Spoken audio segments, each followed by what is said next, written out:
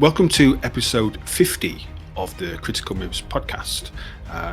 Episode 50, I'm just over the moon that we've made it this far. I'm Al, I'll be your host, and I'm joined by Jack. Hey, everybody. And making a surprise, rare appearance, it's my best pal. Don't tell Tim I said that. It's my best pal, Nuno. Hello. Welcome home. Finally, you guys invited me again. Well, we thought maybe it was time for us to let you have some of the limelight that you so desperately crave. So here you are. Are you good? I am. Thank you so much. How have you guys been doing lately?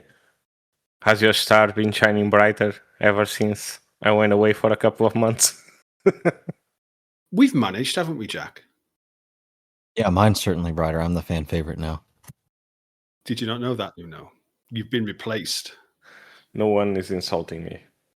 I shouldn't say. Oh, yes, I totally know that. I've been reading the comments. Anything interesting happened in the last couple of weeks, Nuno? A lot of stuff happened in the last couple of weeks.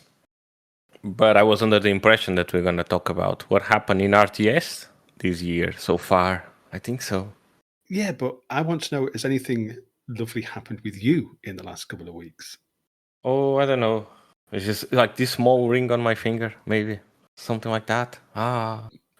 So for all of our female watchers or listeners, we're very sorry to say that Nuno is now off the market. But I'm still free. So First, yeah. Adam, now me. What's left? I know. Everyone's getting married off. But yes, you're right. We're going to talk today about where we are at the moment with RTS games. But I thought before we would start, Nuno being the oracle of, or the font of all knowledge of strategy gaming with his website, strategyandwargaming.com, he could maybe give us a rundown of what we can expect for the next quarter, for the end of the year. Is there anything new in the pipeline that looks interesting that we should be aware of? There was a lot of stuff interesting coming out in 2025, but if we're talking exclusively RTS, I don't think so. Like, no, yeah, but there's a lot of stuff coming out in 2026. Dawn of War, Sanctuary Shattered Sun, maybe. I don't know. You let us know. And Empire Eternal again. But don't you want to talk about the games that came out in 2025 first? Like, there's a lot of them. Like, actually, surprising amount of them. Have you guys played any new RTSs this year that you enjoyed? I can't actually say that I've played a new RTS this year. Not that I can think of. You haven't played anything new? Oh, you've not tried Tempest Rising yet, have you? No. I've played. I recently picked up Endless Legend 2, but that's turn-based, of course. Yeah. Okay. So yes, you're right, Nuno. There's been, I think it's been a stellar year for RTS, certainly in terms of the number of releases, if not necessarily the quality of the releases. Is that fair to say? I'm not sure. No, I'm not sure, because you have two major releases. Like, you had Tempest Rising and Broken Arrow, or maybe it was the other way around. I don't know, chronologically. It was the other way around. Yeah, so Tempest. Okay.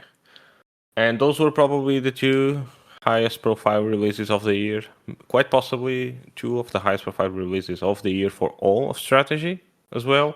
Mm-hmm. And I would say those were successes. I know Broken Arrow was a success because Slytherin has been talking about that. How good it did, despite the fact that it's still having its troubles with the multiplayer community. A lot of cheaters and a lot of problems pertaining to the multiplayer side of things, but single player, I think people enjoyed it. Tempest Rising, I don't know. Do you guys have any information about how Tempest Rising did? Did it do well? Is there something about it going on online? Because I think it did well, and they've recently put out an update of what to expect coming up.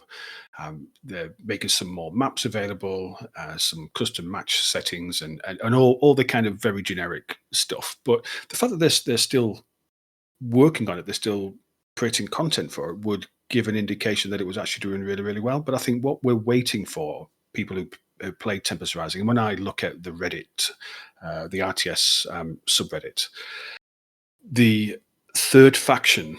Now, when we interviewed Brandon Castile, God knows what episode that was. It was a long time ago, and he talked about the Veti as the third faction, and it was almost like a promissory note that we would see this third faction at some point, and it hasn't been released yet.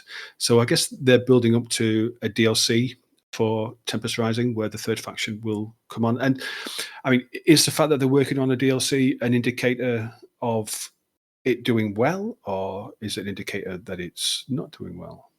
I have to say, I played the game. Played like the first 7 or 8 missions of the campaign, I think. I didn't enjoy it a lot. Not sure why. I was like, maybe I don't enjoy RTS games anymore. You know, you always have that nagging feeling. Maybe I'm getting too old for this. But then I played Warhammer, Dawn of War Definitive Edition. I was, nah. I just didn't like Tempest Rising at all. And I'm not sure why. But the game is okay. Like, the game plays well. It has very beautiful graphics. The campaign is interesting, but I was just expecting something more Red Alert-ish. So something a bit more wild when it comes to story, when it comes to units. And all the units were very uninspired, very boring units. So the only interesting unit it had was the drone operator. Other than that, I don't recall anything about the game. And I played it like a month and a half ago. Yeah, I think that the drone operators are a bit of a touchy subject, really, because there's a lot of cheese going on with drone operators, where you can load them into the sky crane helicopter with an engineer, and the drone operators blitz everything, and the engineer keeps the helicopter alive. So they are a cheesy unit. But when you say they're uninspired, I think that they've tried to bring in the Command & Conquer vibes that we remember from the games from the 90s. And as soon as I played it, I was like, it felt like what I remember Command & Conquer felt like. But they've tried to keep the units reasonably grounded in terms of they've gone for this slightly futuristic stroke modern military approach with the units. And I think that was a design decision. You know, they didn't want to ape Red Alert and Red Alert 2 and have people firing bears at people, or, you know, I was that kind of expecting stuff. paratroopers verse. Yeah. So, you know, or dolphins with lasers on their heads, or Where is my however. giant squid? Where's my giant Yeah. squid? Well, there's no navy, is there, in Tempest Rising? Even better. Yeah, Walking giant squid. a giant squid on roller skates. So Like the Tempest Rising design is just taking notes right now. She's just scribbling stuff. Yes, Brandon, if you listen to this, you know, good shit. This is the good shit. Keep going, guys. Please credit us with the idea for the giant squid on roller skates. So yeah, they've really lent into the original Command & Conquer, but I think it's more like the original Command & Conquer rather than Command & Conquer Red Alert, if that makes sense. It's the same sort of time setting, you know, slightly futuristic, but grounded in real world military. And I think the game was really good. And I'm surprised that, Jack, you haven't played it, because I know that you did say last time we spoke on the subject that you were looking at it. That's true, yeah. It's just, I usually am late to the party whenever a new game comes out. So whenever I don't hop on the train on the tracks while it's there, I'll miss out a little bit, and I'll come back and I'll play Tempest Rising later. I missed the initial release window for that, and there's just too many other things for me to play that I happen to catch now. And then you've been involved in the background with Broken Arrow, haven't you? I just did some content for them, some marketing stuff. But yeah, I don't have any background. Not background. I don't have any information about the game development and the game state. And even if I did, I wouldn't share it, of course. But I can talk from experience that I really enjoyed Broken Arrow. But because I'm a single player guy, so the multiplayer aspect of it is never a problem for me. So but I can get why people get upset as to all those problems with balancing issues and cheaters and quitters at the middle of the match. Something that can get annoying. As someone who plays League of Legends, that can get pretty annoying. But from a single player standpoint, I think the campaign is really good. Like the graphics in the game are amazing. The sound design is great. Like the branching campaign is really cool. It teaches you how to play the game very well because it's challenging. So it's not an easy campaign. It's not a campaign that you just can order units around, go here, go there, and just like it plays for you. No, it's a challenging campaign. I think it forces you to learn the mechanics of the game, to get really deep into the mechanics of the game. It's a very complex strategy game with a lot of small moving parts. That sometimes it's really hard to keep track of what's going on. But if you enjoy a more complex RTS, I think you're gonna enjoy Broken Arrow. But just keep in mind that at the moment things in the multiplayer are complicated. Right? They're always launching new updates to prevent cheaters and to try and combat people who are always leaving the game. But things in the single player aren't perfect either, are they? In terms of the community complaints, because you can't save during a mission. Oh yeah, I would say that was never an issue for me because I very rarely live in the middle of the game because I tend to play when I manage to have a long session of gaming. So never happened. But yeah, I heard of people complaining that if you was like a 30-minute mission, it can be quite frustrating to have to redo the whole thing over and over again.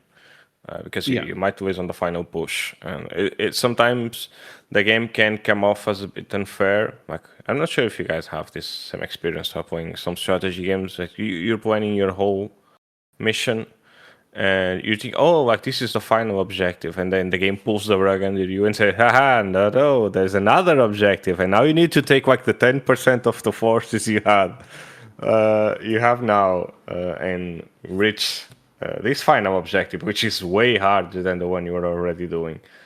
And you're like, oh, fuck, I need to redo the whole thing. Like Broken Arrow also does that in some missions and can keep showing new objectives at you. And I can see where people's frustration coming from.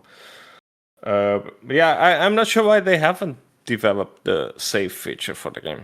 That's a weird one. I'll tell you the reason why, and it's a complaint that we've seen forever in not just RTS games, but in many games where there's a multiplayer component. It's because you have, and we've talked about this on past episodes, you have a vocal minority of toxic multiplayer players, and then you have a silent majority of single players. I'm a single player gamer, you're a single player gamer, so we will play a game and enjoy the campaign, or maybe a few skirmish matches or whatever. We say, yeah, that was great, we enjoyed it. We're not the type who go onto Discord servers and shout and swear and complain and throw loads of toxic bile at developers because the multiplayer isn't perfectly balanced. So they haven't fixed it because the people who are doing the shouting are the small minority who are complaining about cheaters in multiplayer rather than the majority of their audience, which is single players. Oh yeah. I think that's a big factor of it. It's always the same, right? And if you, but then again, I'm not sure if that's a fair thing to say because Broken Arrow was also developed having multiplayer in mind, and they knew the kind of audience they were going after. Like they were clearly going after the war game audience, the Fusion systems like audience. So they knew what it was like, and they kind of missed the mark on some of this stuff. Like the whole thing where you like your anti-cheat not working properly. Like it, I think that can kill a game outright. The lack of penalty for waivers also was extremely problematic. I think they implemented one a couple of weeks ago, maybe this week, I don't know. So some weird design decisions there, but they're working to fixing it at least. And the game has a very healthy number of people playing it as well. Like the game is sold extremely well, really well for an RTS title, especially for the new franchise. Like if you're talking about Fusion Systems games, like they have a massive backlog of games of the War Game Red Dragon, War Game Airline Battle, and then they also have the Steel Division stuff as well. So they have some brand recognition behind them. But Broken Arrow was a new IP, and for the new IP, I think it did extremely well. Yeah, and I think it's really nice to see new IPs breaking out and getting some recognition, and not just games like, and I don't want to talk bad about Tempest Rising because I really enjoyed the game, not just games which are essentially love letters to the past, and I appreciate there's comparisons drawn with Warno and World in Conflict when it comes to Broken Arrow, but it is its own entity, isn't it? Yeah. It's its own game. It's a very different game than. Like, it's easy to compare it to War in Conflict because it's thematically very similar. I have West versus East, Cold War, Gun Hot type of scenario. Even if Broken Arrow is supposedly near future, but they're very similar aesthetically. They also look very similarly, but they're very different beasts of a game. Like Broken Arrow is a lot more in depth than anything. War in Conflict, even War No. It's a lot more complicated than any of those games, and it's its own thing.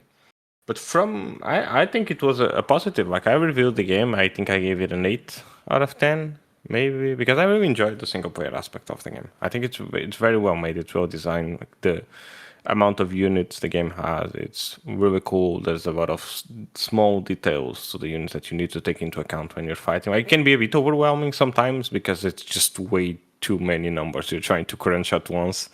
And if you have 12, 15 units all at once on the screen, it can get a bit overwhelming, especially if you are completely unaware of what each unit is supposed to do. I think it's not an easy game to get into it, but if you enjoy military stuff, I think you're gonna find something to relate to and something to pick up on and start learning from there. I really enjoyed the game. That's all I want to say about it. I think it was a success for the company. I think it was a major hit for the RTS scene because the RTS scene is needing some hits because like there are some games coming, but seems like they just keep getting pushed into 2026, right? Okay, let's move on to another quite surprising release, which was the Dawn of War Definitive Edition. And I know, Nuno, you never played the original Dawn of War, did you? I had not. Did you play the original Dawn of War, Jack? No, I have not. Have you played the original Dawn of War, Al? Yes, like far, far too much.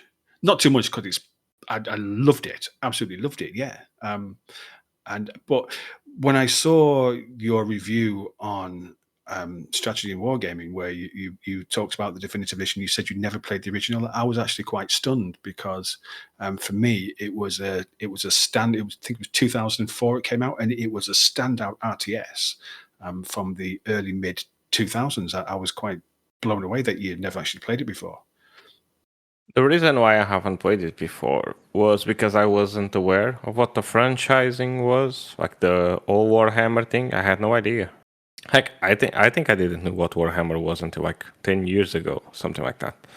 Mm-hmm. So, as a kid, when the game came out, and I remember seeing it on the shelves. Actually, I have it's a very weird, like very distinct memory I have because I would always go to the same store and look at the strategy games that were there. And I thought that the 40k number on it was the amount of units you could build. It's just like it's something like you as a kid, like this for some reason that makes sense in your head. And I was like, my PC can't handle this. This is too much stuff, so I won't buy it. And I just probably went and bought another shitty game instead of playing Dawn of War. I mean, it makes sense. I can see where your childish logic kind of took place there. Yeah. Can my PC actually run with 40k people? Because it's struggling with 200 in Age of Empires, so I'm pretty sure it won't. This was my childish logic, yes. But it surprised me to how well the game held up actually. Because they haven't touched a single thing when it comes to the gameplay of it. They just upgraded the graphics, like did some retexturing work, did some shadowing stuff, added modern controls, like finally someone that lets you control their cameras with WASD. You can change it. You can change, because I've played through the Definitive Edition campaign twice since it came out. Wait, am I dreaming? Am I dreaming? Can you not change it? And I was hoping for WASD controls, and I was like, oh, it's not working. I had to use the cursor keys still. I'm gonna put the game right now and let's see. But it's interesting because in episode 44, Joe and I sat down and we talked about Dawn of War 4, which was announced not long after the Definitive Edition came out. Jack, I know you've not played the original, but you're aware of the series, you're aware of the game, and you're aware of Dawn of War 4 that's been released. What do you think of the way that they've done that? Because I was actually, when they released the Definitive Edition, I was like, this is what everything's been building up to. And then when Dawn of War 4 was announced soon afterwards, I was quite taken aback. Unfortunately, I'm not that familiar with the most recent release compared to the acclaim of this successor now. But I mean, I'm hearing so much positive feedback around this, and I think all of my friends are on board with this. I'm seeing them play it as well. So it's, I mean, my friends like strategy games, but it was the same thing about bringing up Broken Arrow. I mean, they just were magnetized to those games, and they've stuck there. So it's clearly succeeding as far as marketing goes, and it's clearly establishing a fan base. I don't think they've ever played a Dawn of War game before.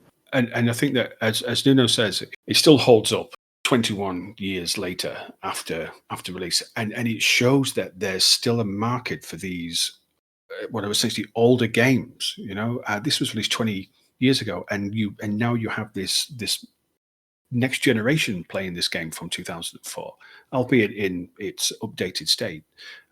But it just shows, doesn't it, that there is actually a market for that. I think there always has been a market for RTS games. They just we had this discussion before, right? They just don't make as much money as other genres. Like gaming is an industry of cycles. Like sometimes like the shooter is the fashion of the day. Sometimes like it's the Dark Souls, and the other time is the roguelike, and then you have like the MOBAs were there for a while, and then you can go on and on and on and on. And RTS had their prime time in the late 90s and early 2000s. I think from an industry perspective, it makes sense that you put your money on other titles. I guess if I was managing a company, I'd be like, yeah, probably gonna build like the next Battlefield or the next Call of Duty makes more money than RTS. But there's a clear niche. I wouldn't say a niche, like a massive audience there that is just craving RTS or strategy as a whole. I think strategy as a whole, like since 2012 maybe, was it when XCOM came out, like the remake, 2012, 2011, I don't remember. I think we have seen like a steady increase of new games being released every year, and hasn't stopped since. Like in 2026, it's not going to be different, right? But even though you're right, they don't make as much money, but they also cost a lot. There's a lot that goes into developing them as well. You know, because of the fact that you have so many different units on the screen, and they all have different mechanics, and they all work in different ways. And you have Navy, air, land units, bases. There's so much involved in the development of them that they probably cost a lot more to develop than something you can knock out quite simply and cheaply and make more money from. So, and I think that this is, as a dedicated RTS player, I love RTS games. That's really what got me into strategy gaming. It really suits me that it is that way, because you know that the people that are making these games, they're not making them because they think this is the surefire way to make money. They're making them because they want to make that kind of game, and I like to think that that comes across in the game presentation and in the gameplay. And when you look at Tempest Rising, when you look at the Definitive Edition, you know, when you look at the trailers for Dawn of War 4, which we will speak about in a little bit, it's clear that there's passion involved in the development of those games, and I think that comes across. And as an RTS gamer, I think that we are really lucky to have passionate developers. Hopefully. So about Dawn of War 4, I'm not sure what to think of it. Like, I'm excited that the game exists. But I don't know. I'm just like this. You know, when you have that nagging feeling on the back of your head, it's like, man, maybe this is not gonna be all that great. I'm not. I just have that. I have no reasons to. I can't give you an example as to why that happened or why do I have that nagging feeling on the back of my head. But just the way I saw people react to the way I saw like some YouTubers were Warhammer YouTubers reacting to the way gaming influencers, I guess you could say that, was showing the game, like the hardcore Warhammer guys were not happy with what was shown. Yeah, and I think the reason is because there's two things here. There's two reasons why it's. I guess the reception has been. There's been an element of lukewarm to the reception, and the first one is the weight of expectation. People have been the Dawn of War gamers and the Dawn of War community, the Warhammer 40k community, have been waiting for Dawn of War 4 for so long that there's a significant weight of expectation. And with that comes a nervousness because you desperately want it to be absolutely fantastic. The next thing is now King Art, who are developing it, they made Iron Harvest. King Art have said they've looked at Dawn of War 1, 2, and 3, and they've said we want to base this on what we was expecting from Dawn of War 1, because and the right to do that, because that was easily the most popular of the three. At least they're aiming at the right thing. But when people have seen the footage, they're saying it looks like Dawn of War 3 in terms of the art style, in terms of the unit style. It's like, well, yeah, but it's going to, because that's the most modern version of Dawn of War, is Dawn of War 3. So it's going to look more like Dawn of War 3 than it is like Dawn of War 1, because that's just, the movement of technology, So I guess that was always going to happen. But I think, okay, three reasons. The third one is King Art Games themselves. Because why are Relic not developing it? I know that Relic haven't had a great track record recently with Company of Heroes, Everything.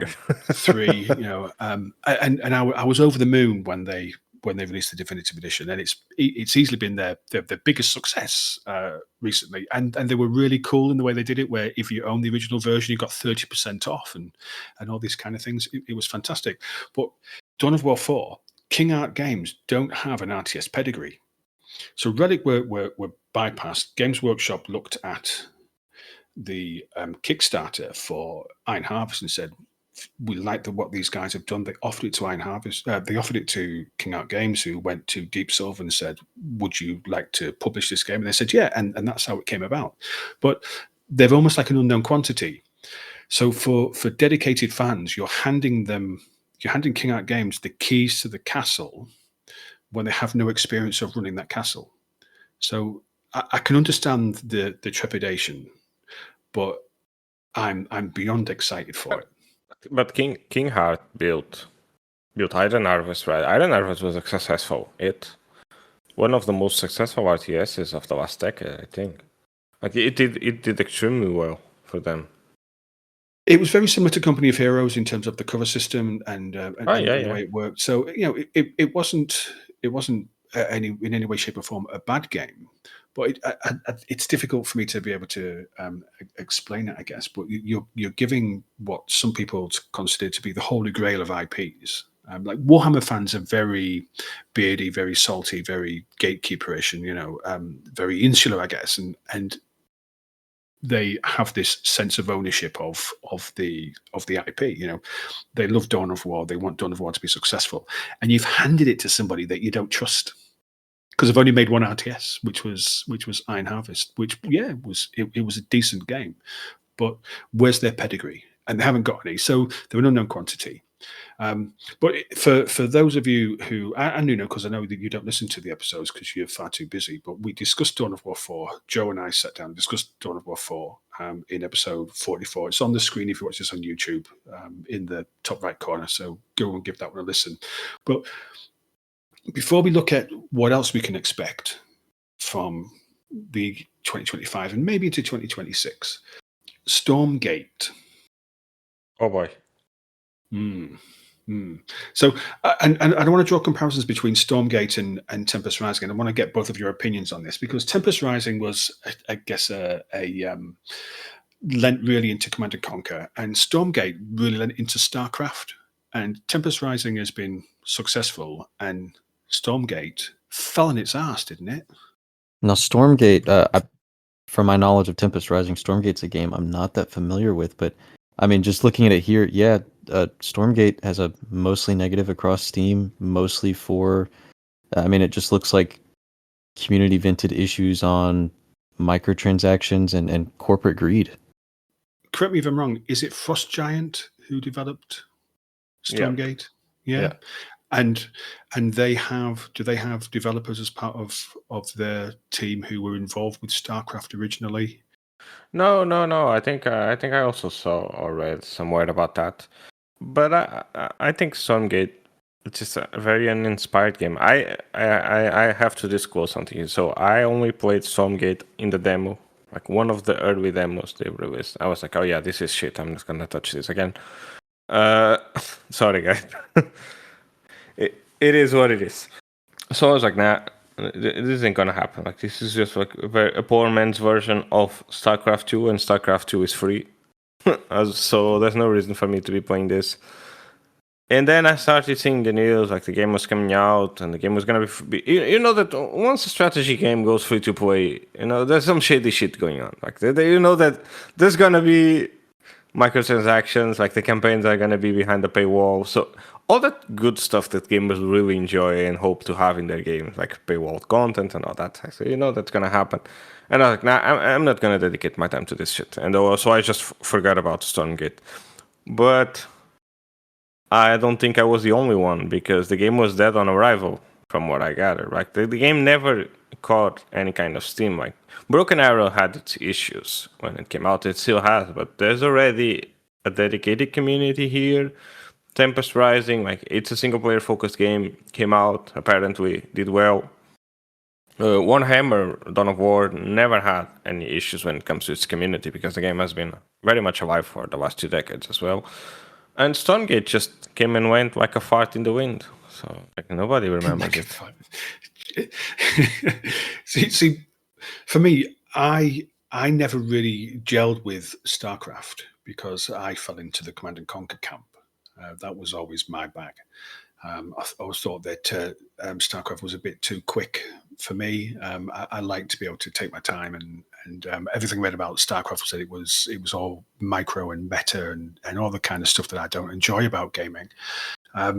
So I wasn't really interested in trying Stormgate, and it would appear that was the right call, even though I didn't make it for the right reasons. It was the right call because Jack just said it's mostly negative. And it's a real shame when that happens to a strategy game, to an RTS game in particular, because I think there's I don't know, we've had a couple this year, but I think they are so few and far between. It was just a bit of a shame to see it fail like it did. From what I'm reading on Steam, like most of the complaints are about backers that supported the title, and they're saying that they have to pay extra for the campaign, so that's kind of shitty, I guess. Not sure what were the conditions to back the game. I have no idea about that, so cannot give my opinion on it. But from what I played about it, and I played maybe half an hour, something like that, I just wasn't impressed. It was a very uninspired, very boring, just very cookie cutter RTS that looked like it was made by an indie developer in itch.io. So I was not surprised at all when it came out and flopped. And in fact, yes, it is a shame, because we're sorely missing like our StarCraft 3. It seems like it's never coming out. So yeah, it's very sad to see it happen like that. But hey, such is the way of things. I mean, there's a lot of appeal, right, for in the modern age a live service strategy game, especially an RTS game. I mean, that seems so serviceable. We see Grand Strategy exist as live service now, so why shouldn't RTS games exist as live service? And we've talked about the game that shall not be named many times here on the podcast. Wait, which game was that? I'm sorry. Oh, Tim's game, you know. Oh, So I just feel like, for all intents and purposes, a live service RTS would be exciting, but it seems like when it comes down to like the industry aspect of it, they mishandled a Kickstarter crowdfunding campaign. They haven't supported the people that supported them along the way. And when you are comparing it to a release like Tempest Rising, it really seems like the developers behind Tempest Rising, and we spoke to them on the podcast early on, was the full intention to build a minimum viable product. They had a goal to like build a game that they could actually ship and create a community around their new intellectual property. And Stormgate, I'm not sure what their interests are, because it seems like we're all a little uninitiated to the problems between the crowdfunding to release, but it's disappointing for sure. I'd be interested to anybody who's listening to this who knows much about Stormgate. Come to our Discord and tell us what you think. Tell us what you know, because Nuno's right. It's very strange to see when something goes free to play. You know that there's something off there. There's a rabbit away. It's either because it's terrible or it's because it's terrible. I guess because why else would you make something free to play, especially if you have the potential to capture the StarCraft community by building a game being built by StarCraft developers aimed at the StarCraft community. For it to fail so much, interesting to understand the reasons why when you compare it to Tempest Rising, which was built to look like Command and Conquer and capture the Command and Conquer community and worked. But on that subject of Command and Conquer-esque games, have either of you seen Dying Breed? I thought it looked good. It's not my aesthetic, but I'm not necessarily turned off of retro things. I reviewed He Is Coming on the channel.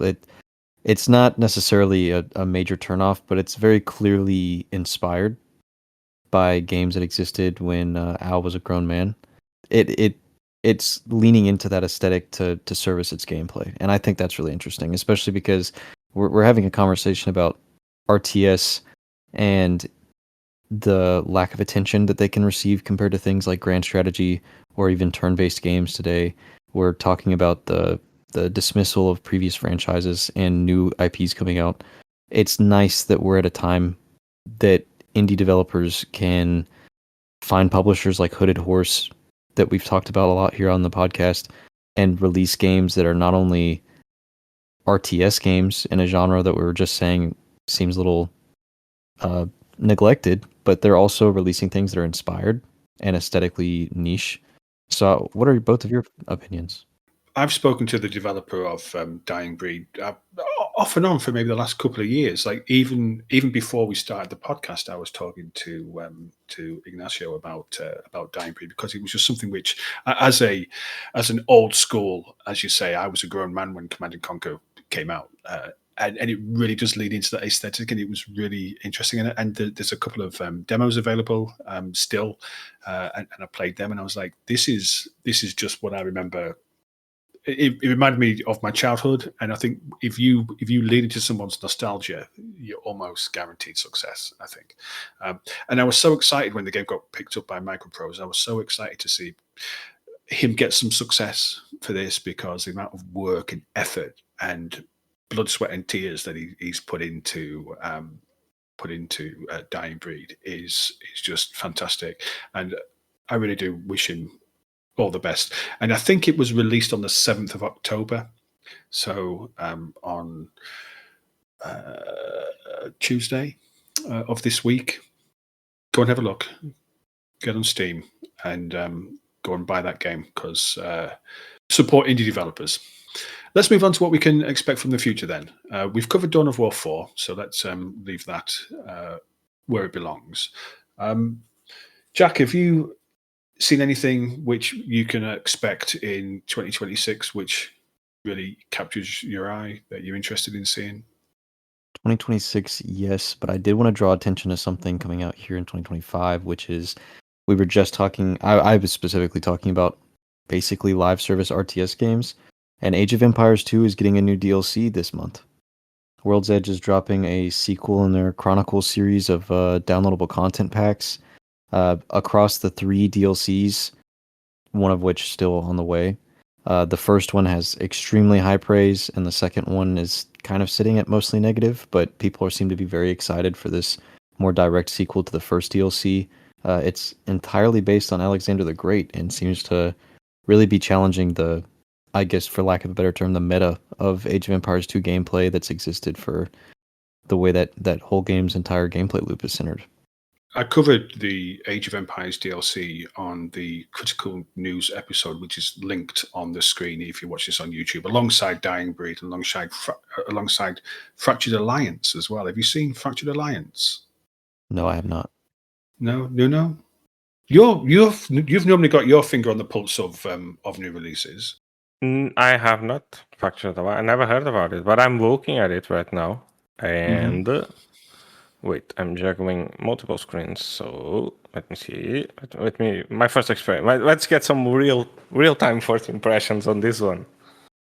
So I'm going to send this to Thomas as well. Who's the guy Thomas? The guy behind Tense Games, which is the developer that's making Fractured Alliance. Looks great. Be nice if you like. I mean, the game looks good. There's no video on it, right? Oh, is there? Oh, there's one. Oh, I covered this on Strategy and Wargaming a couple of weeks back. So you have seen it. I have seen it. I just didn't remember about it. But now You just that needed to plug his website first. Yeah. Oh, of course. Yeah, that makes sense, doesn't it? I have to, guys. I have bills to pay. Okay. Of course. But yeah, I saw it and I covered it. So what I said was, let's just wait and see, because very, very, very little thing is available. Very little information on it. But the game, looks damn good. It's just a one-person team doing it. Yeah. Mm-hmm.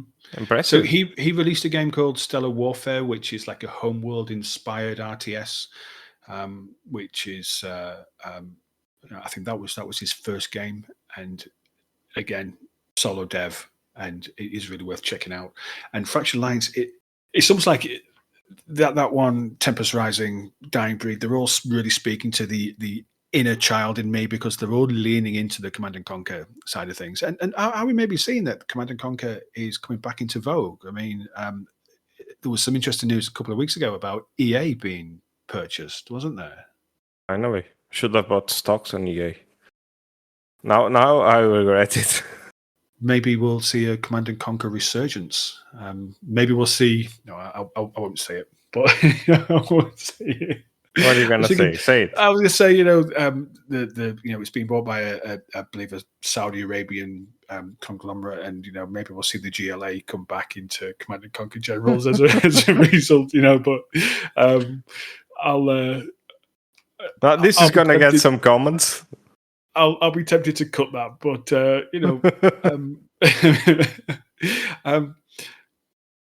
yeah. EA's been bought out by a Saudi group, and I think that Trump's son-in-law or something has been involved in making it all happen or whatever. And there's a Command and Conquer link. I think they, of course, own the rights to Command and Conquer. It would be nice to see that they either offload the rights to Command and Conquer to somebody who's actually going to do something with the brand, rather than just sitting on it. But maybe I really like Fractured Alliance, and I really like Tempest Rising, and I really liked. I can't wait to play Dying Breed again. Maybe it's because those are the games that remind me of my childhood. You're gonna have a very happy 2026 year, because we still need to talk about Dorf. Have you guys heard about Dorf? Yeah. I follow them on Patreon. Yeah. And again, it's another almost CNC inspired, aesthetically, isn't it, as well? It's aesthetically is very similar. It reminds me a lot of Red Alert, like on a glance, it's pretty much Red Alert. Like even the kind of like stop motion animations the units have looks. See, this is what I enjoyed about like Dorf, that I cannot I didn't have as much fun as Tempest Rising, which is the game looks very silly from the get-go. Right, you see the trailer of the game and you have like some kind of monster truck fighting like, laser guns, and then you have like guys with Molotov cocktails, and then there's some weird mech thing going on, and this is all scrap, and then there's factories as well. So it's just a mess of stuff. But I just enjoy you like silly units in video games for some reason. Like which is one of the reasons why I like Total War. Warhammer is just because the units are a bit more sillier than they are with their historical counterparts. So it's because you're a child. Yeah, maybe. Maybe I'm underage and I've been groomed into critical moves. Which isn't a bad thing, I think we should all embrace having a child. But yeah, you're right about Dorf. Yeah, but like if you spend your whole day like playing war games, you also you need to enjoy. I hope so. Enjoy the more fun aspect of the ridiculousness that these games can bring that you cannot have in more. I don't like the words, the expression serious games, but you know what I mean, right? Like, it's cool to see what people's imaginations and what designers can come up with, and what kind of silly things they can build. Like, oh, like this is a cool, stupid tank that has 4 turrets in it. Like, yeah, like it's impractical. Like, that thing. I mean, it exists technically, but you know what I'm saying.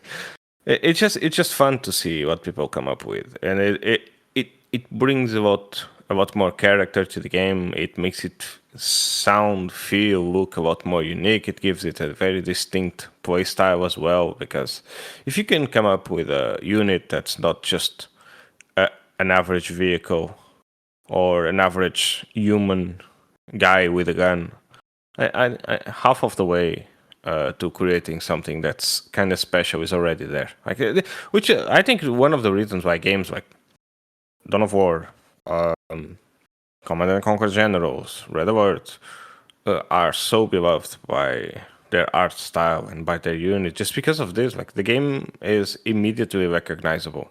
Like, you know that specific thing belongs to that specific game. Like, and Generals is like the GLA are.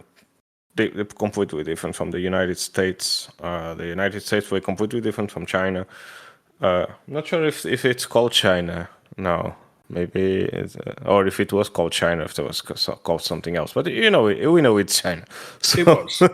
Yeah. Okay. It was. So yeah, I think Dorf looks really cool, and I just love that. I'm not sure how they do that. Like, maybe it's drawn art. Like, do they draw it? It reminds me a lot like the backgrounds you had in the Commandos games. Do you recall those? And how so beautifully well crafted those background images were. I think Dorf looks fantastic. I think the aesthetic appeals to me far more than a game like Dying Breed. Like I said, it's nothing against the retro aesthetic, but even in a way, Dorf kind of has that. It reminds me a lot of something inspired like Disco Elysium. Like, obviously not the same art style in itself, but it clearly there was an art department behind this that was inspired in a particular way. And like Nuno said, it's almost claymation like. It reminds me a lot of early isometric CRPGs. I think it looks fantastic. I did want to ask, while we were here, closer to War Games, Nuno, they announced Sudden Strike 5 for 2026. It looks like Sudden Strike 4. That's all I have to say about it. I'm not sure. Isn't that what happens when you get to the 4s and the 5s and the 6s and the 7s? Look at Civilization.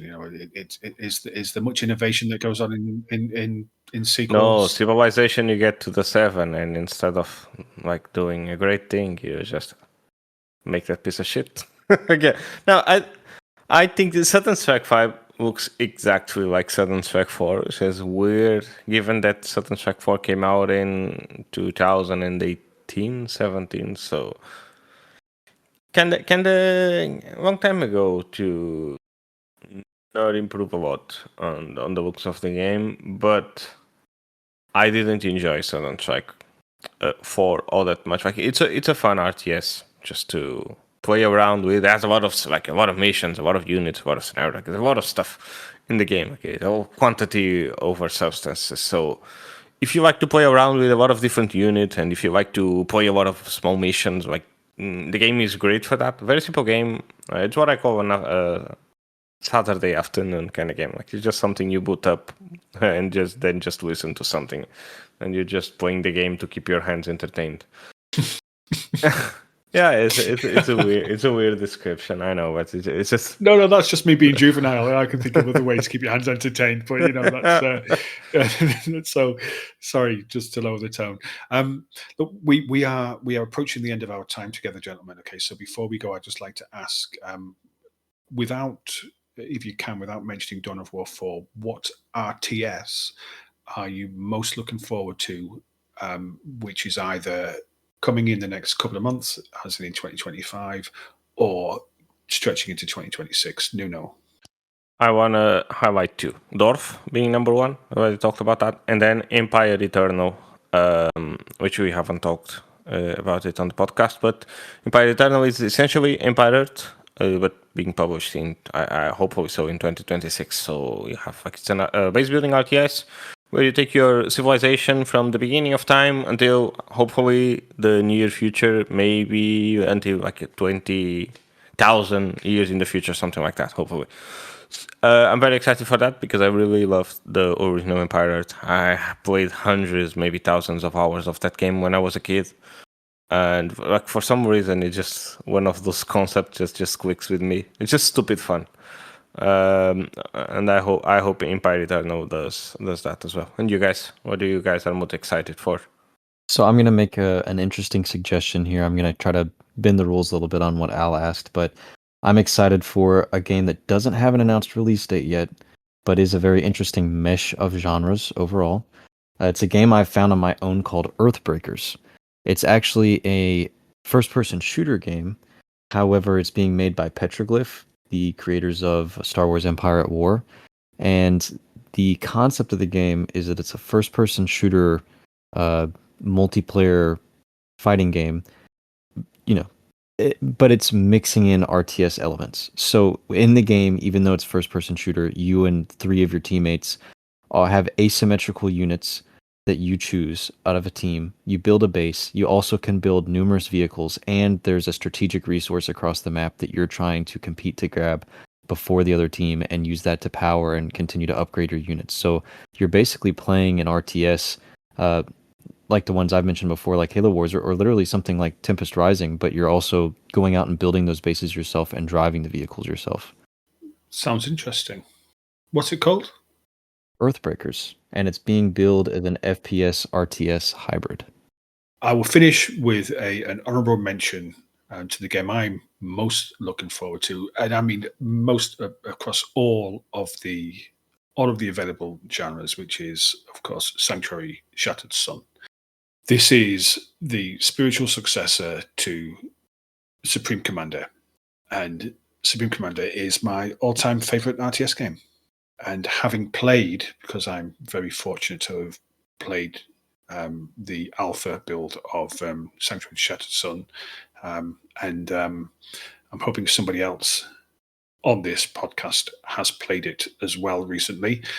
Having played it, I think it's an excellent title. The potential there is excellent, and having a good relationship with the developers of the game, I know that they are pouring everything that they can into making this game a success. The game looks pretty damn impressive, to be fair. So you've played it recently. You've played it eventually. No, I played it when you got me the key to the game, but I just never got around to write something about it because am I under NDA? No. Yeah. No? Okay. And I might eventually come and publish something about it. So. But yeah, what I played of the game, I really had a lot of fun with it. Really cool. Like, clearly it was on its alpha stages, but it's shaping up to be something special, hopefully, and we're in dire need again. As we're in dire need of StarCraft 3, we're also in dire need of a new Supreme Commander game. And from what I've seen about it, like, Sanctuary Shattered Sun is going to be that game. Sorry, Tim. Not beyond all reason. I'm sorry. Oh, you've said the game that shouldn't be named. And on that note, and on that note, we'll scratch it from the podcast. I will hopefully be able to give make you my beep sound. Yeah. Maybe I will. I'll hopefully be able to give you some more news on the state of Sanctuary Shattered Sun in the next couple of weeks. Gentlemen, thank you very much for joining me this evening to talk about RTS games, my favourite subject. Nuno, it's good to have you back. You are now fighting with Jack to be the fan favourite. I cannot win against Jack. No, you can't, because he's just a gorgeous human being. I'm losing. I'm losing currently. No, you're not. I was losing while you were gone, Nuno. For those listening, please go to criticalmovespodcast.com. That's our main website, and you'll see a whole host of content on there with our beautiful faces as well, so you can see who it is who's been chatting this episode. Jack's going to sort me out a picture, so when you look at this, you'll be able to see him as well. criticalmovespodcast.com. You'll have all the links on there to our Discord, to our social media, to all the ways to get in touch. Come and join the Discord. Tell us if you like our episodes. Tell us if you think that we're shit. Either's fine. I don't mind. And we look forward to talking about strategy games with you. This has been Critical Moves. Thanks very much for listening. Take it easy. Goodbye.